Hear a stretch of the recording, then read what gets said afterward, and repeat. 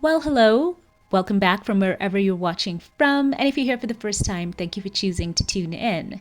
So today we are in for a triple treat as Meghan, the Duchess of Sussex, has released her season 2, which I will be giving some highlights here. We also had an interview that she gave to Bloomberg Originals, which was a 46-minute interview, which once again, there are some amazing highlights that I would like to share with you. And then we also have the As Ever autumn drop hitting carts. So we have a lot to get into. Settle in, grab some snacks, and let's get into this.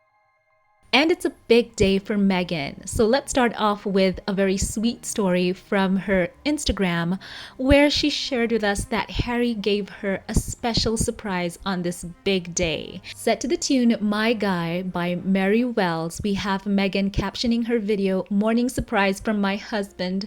What a sweet moment as she walks into her kitchen. There is Lili in her pajamas and she leans over the picture and gives it a very warm and tender kiss. There is a picture, a huge one, of Meghan and Guy in black and white as Meghan sees it in a bow. It's a present from Prince Harry. How sweet is this moment? What a warm family moment this is. Look at that picture.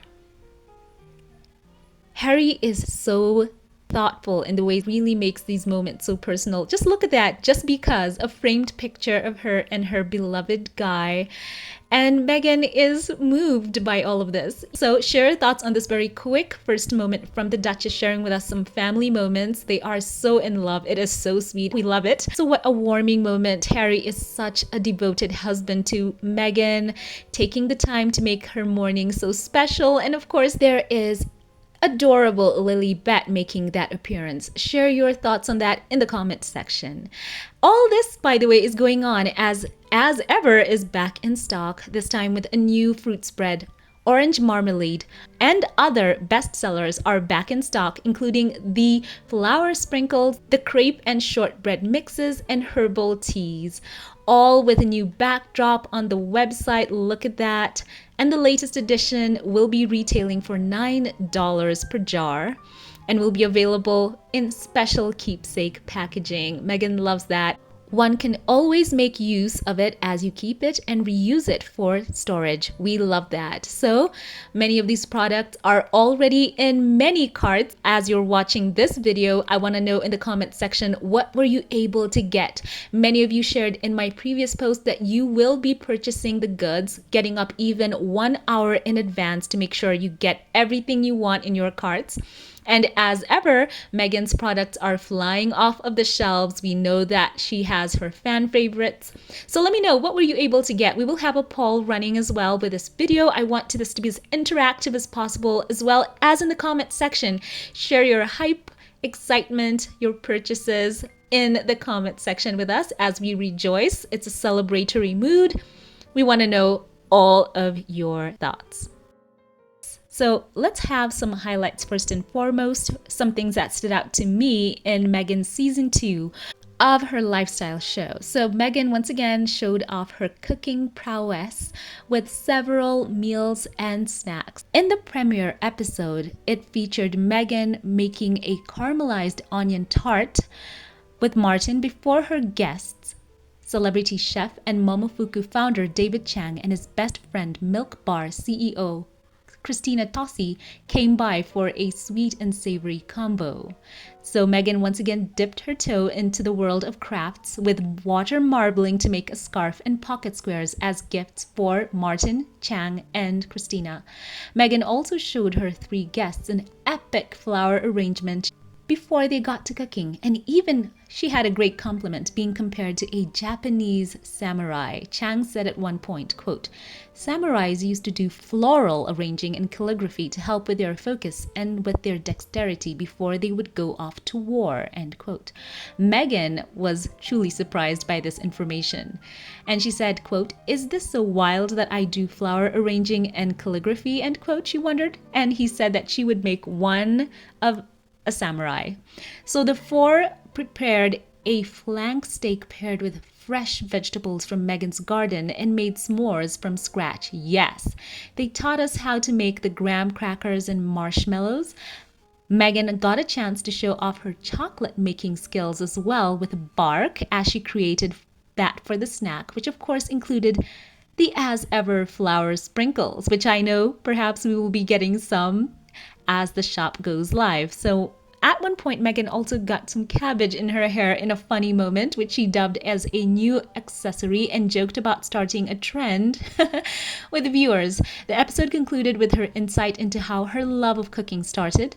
Meghan said, quote, "Watching a lot of cooking shows growing up, that's what I enjoyed watching. And then in college, the first time you live alone, so then you figure it out. I was into Rachel Ray's 30-minute meals," end quote. Once again, Meghan showing us her personal loves, how she also delves into the art of hosting. And we also got to see her sharing those know-hows in the kitchen with her guests, surprising us with those really intricate recipes and crafts. So that's a quick season 2 episode 1 recap. On to episode 2. This was her episode with Chrissy Teigen. Both of them reminisced about their time working on the US version of the game show Deal or No Deal, describing it as a really important, funny chapter in their lives.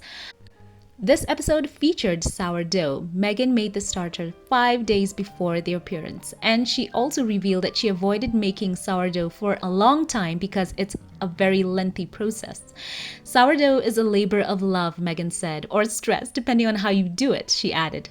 Meghan made Thai iced tea boba and tartine with ricotta cheese.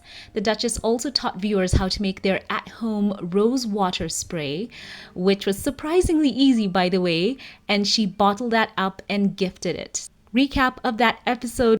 So I won't go into it. Not a real fan of Chrissy's, to be quite honest, but once again, I'm just giving you my recaps here. It was a cool moment for those of you who want to learn about crafting. And of course, many of you have wanted to know how to make sourdough, and that is a huge treat to see Meghan showing us trusted techniques. And once again, it's about embracing playfulness over perfection. Next, Meghan taught viewers how to make handheld apple pies like the ones from McDonald's, of course, much healthier.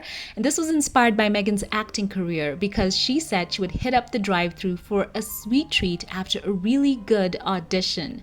And she also talked about her love for Harry.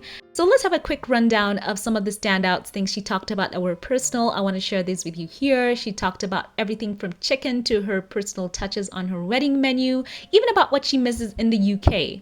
Also revealed about Harry, saying that how he knew he was the one. She said it was our third date. The couple met up in Botswana, camped for 5 days and got to know each other. And Meghan said you really get to know somebody when you're in a little tent together and there's like, what's that outside the tent? That's an elephant. Are we going to be safe? Yeah, you're safe. Okay. And when asked who said I love you first, Meghan said, Harry did. How sweet. He told me.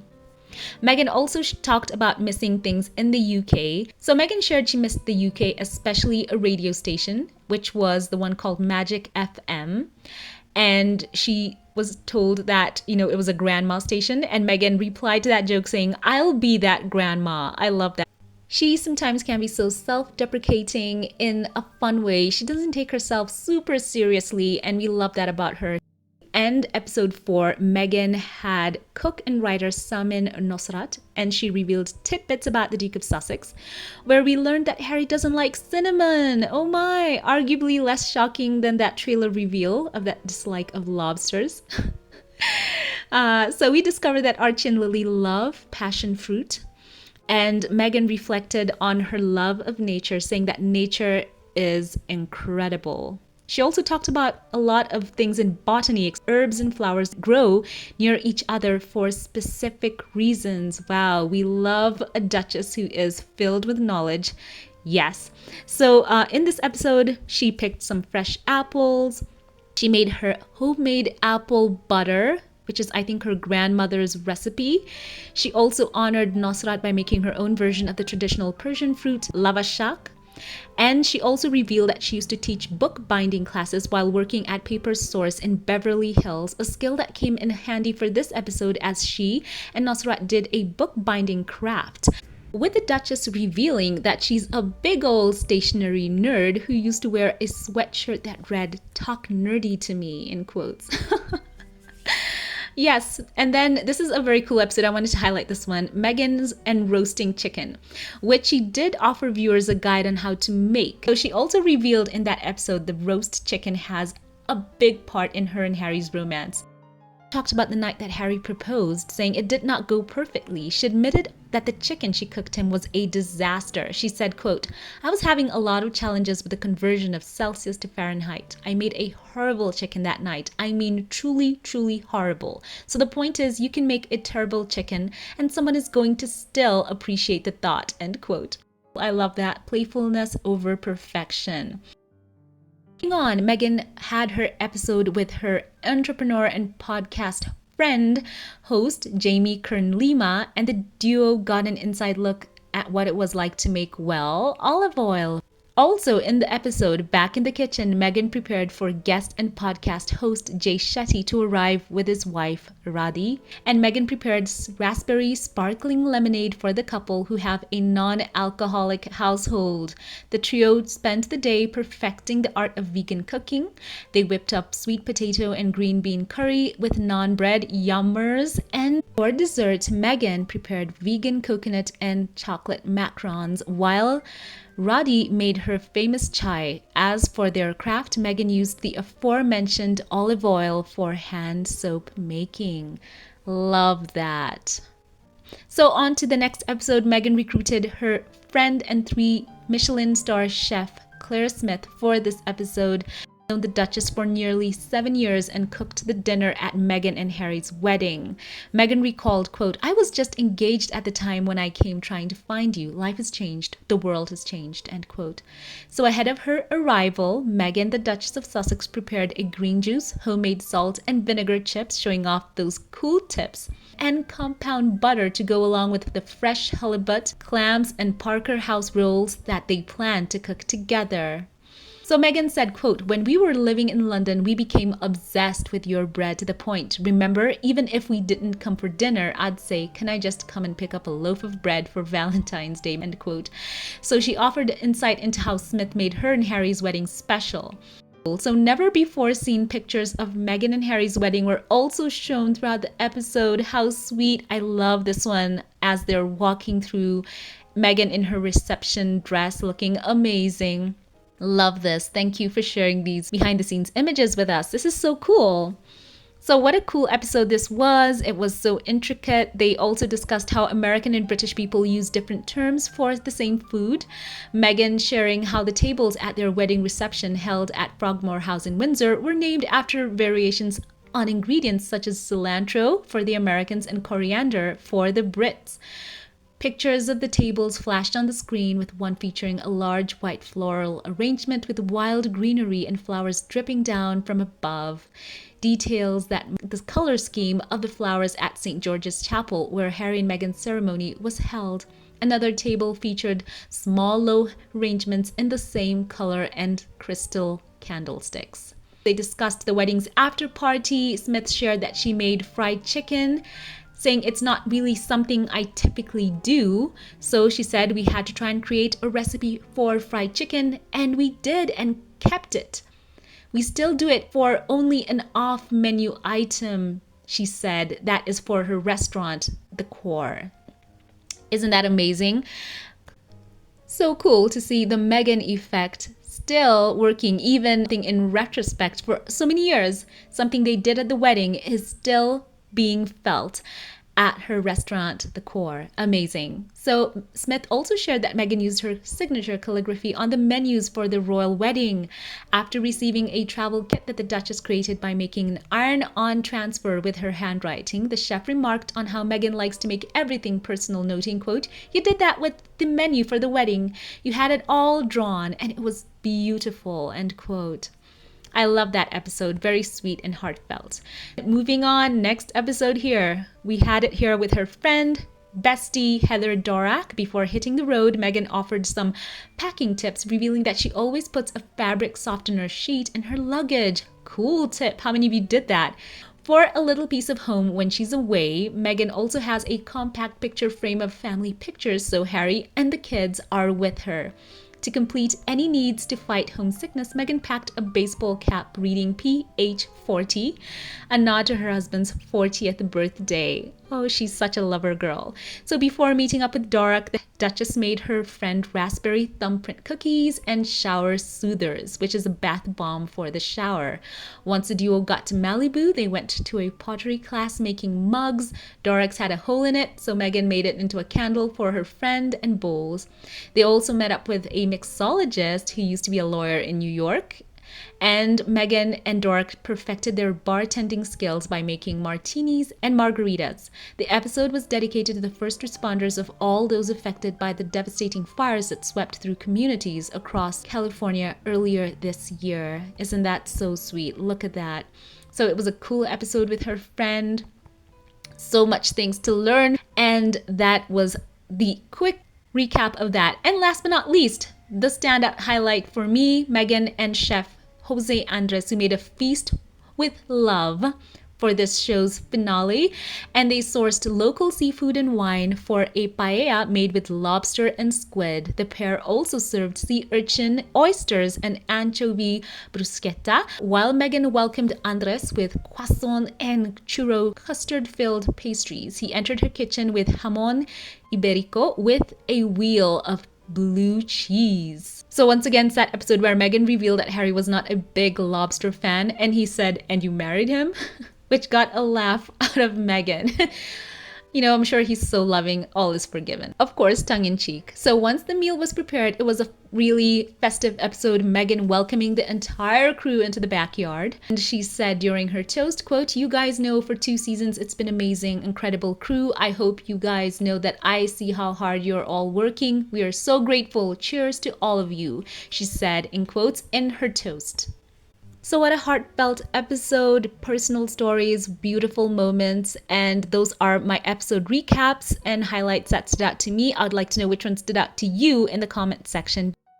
Part 2 of this, Meghan sat down once again in an interview and talked about her new life, her branded lifestyle venture as ever, and everything, the expansion. It was such a great conversation. Meghan is so articulate in so many points that she put across. She also talked about being authentic and how being a duchess has impacted her. It was such a great talk. So these are a couple of standouts here. It's a 46-minute interview. Gonna touch on a few highlights. She talked about the girl who was in the famous TV spot where she wrote that letter when she saw that Procter & Gamble advert, and she spoke about being the same person and how that doesn't really change. She says that she thinks that her character or character in general is who people are at their core, and that does not shift. So she says despite the behaviors and habits and roles that one can end up playing, that may bring out the best and worst in some people. She said, you know, who you are is inherently that same person. So I love that. She talks about being relatable. She also had a very funny quip where she said when she was a working royal, of course, she had to wear nude pantyhose. And she said that that was not really herself. That was not when she was being her truest self. But she says now and of course, she did say that as a tongue-in-cheek moment. I want to add that in here. She spoke about being authentic, and she said now she's able to say what she wants to say and show up in spaces really authentically and organically, and being comfortable as who she is. She says that is something that makes her feel like she does not have to prove anything. So that was a wonderful moment. She also talked about, you know, the As Ever brand expansion with that. It was a huge proposition to scale up with all of the demand. And she wanted to make sure the product maintained the same quality, flavor that she had in her home, but able to do that at scale. So she wants the product to feel like it's not been phoned in. And really did stress that there is a lot of detail that goes into what ends up on your countertops, and it's reflective of what she makes at home. I love that. So she talked about pricing. She said when she was a young girl, she would save up money, like her 15-year-old self will be able to save up money for things she wanted to buy, and she wants to maintain that feeling. When we order the As Ever products, that you get to have that piece of something that you've wanted. and it's affordable. So she says, even as she has launched into branding and products, that even as many celebrities have also gotten into that space with the liquor industry and on, beauty and on, she says that she believes that a high tide lifts all ships. She believes there's space for everyone to get into the market. And she loves the fact that many people are putting their own signature and stamp on it. So she wants to have everyone do well. I love that answer as well. She didn't just say, oh, I'm the one who's being authentic. No, she said everyone is putting out something unique in the world. So she said, quote, even if it feels like there are a million tequilas, that I'm sure they all have a different viewpoint in some regard. And I really do believe a high tide raises all boats. I believe there's room for all of us. End quote. I love that. So there is so much more. She talked about her favorite food when she goes out. This is the smash burger she ate. It was a huge recommendation of the Duchess of Sussex. She also talked about missing grocery shopping, now that she's so high profile. She does Instacart quite a bit, but she does miss that. She said if she could just be anonymous for a day, she would just backpack and travel, because these days, if they have to go out, if they have to travel, there's a lot of layers to it, as she said. But she wanted to be a little bit more spontaneous and just travel as she used to. She says she misses that. So there was a huge conversation. For those of you who'd like to, the link is here on YouTube. She talks to Bloomberg Originals. Be sure to get on there and watch. That is so interesting. And there was a part in this interview when she was talking where she was asked about something related to Donald Trump. And I've got to say that Meghan is so tactful. She knew just the right thing to say to make sure that this interview did not get swept up in some headline and misquoted. It was such a tactful answer, very diplomatic, and she was able to smooth through that topic. It was amazing. She was also asked about the trad wife space that some people are saying her brand might be in. And she said she didn't actually know that that was something people were saying. And she said, for those who want to be trad wives, that's them. Her, she says there is a sweet spot there in the middle. She said she may not be churning her own butter, and no hate to those who do. For those who do that, amazing. But she said she wanted to give people those practical moments of how to make simple moments be elevated, and just that practicality of hosting, which is her space. She loves it. It's authentic to her. She loves that. And she also was asked about the tabloids and how they've covered her, and she said that something that grounds her is knowing that that's a caricature of her. Many of the times when people are in the press talking about her, they know that it's for clicks. That's how they pay their bills. She answered that once again so tactfully, knowing that she, from her viewpoint, says that she ignores that. And for those who make their living pulling other people down, if that's what they want to do, that's not something she stands for. But she's just all about blocking out the noise and able to stay on topic so smoothly and make sure that everything they talked about led back into her brand as ever. No headlines could be gleaned from that would pull focus. Amazing. So once again, as ever, products launching today. Favorites will be back, new, and a special fruit spread has been put on the shelves. So we're going to be watching to see that selling out, and I will be back with that as soon as it does. So this is cool. Share your highlights and standouts and the things that you're looking forward to in the comment section below. As always, before we log off, allow me here to thank those of you who support this channel financially, and shout out a couple of you here by name. A very special thank you to you. You go by the handle JCD. Thank you for the love and the kindness that you've shown for so many years. You are truly a blessing, going above and beyond to show your love. And I want to say that you are appreciated. You really are deeply here on this channel. You are dear, you are kind, you are valued, and I love you, we love you, and thank you. A very special thank you to you. Rochelle Cherry. A warm internet hug to you. You are special. Thank you for every way that you have shown your tangible support and the community that you have demonstrated for so many years. You are truly caring, and your warmth and light are evident. I appreciate you for every way that you show up for this channel. You are an incredible blessing, not only to me, but to this community here. We love you. God bless you and yours. Thank you. Once again, thank you to all who support this channel financially, to those who like, comment, and share. I appreciate you all. If you liked this update, give it a thumbs up, click subscribe, follow on social media. Links will be in the cards and in the pinned comment. I love you all and have a great day, and keep it here for more, and I will catch you in the next one. Have a blessed one.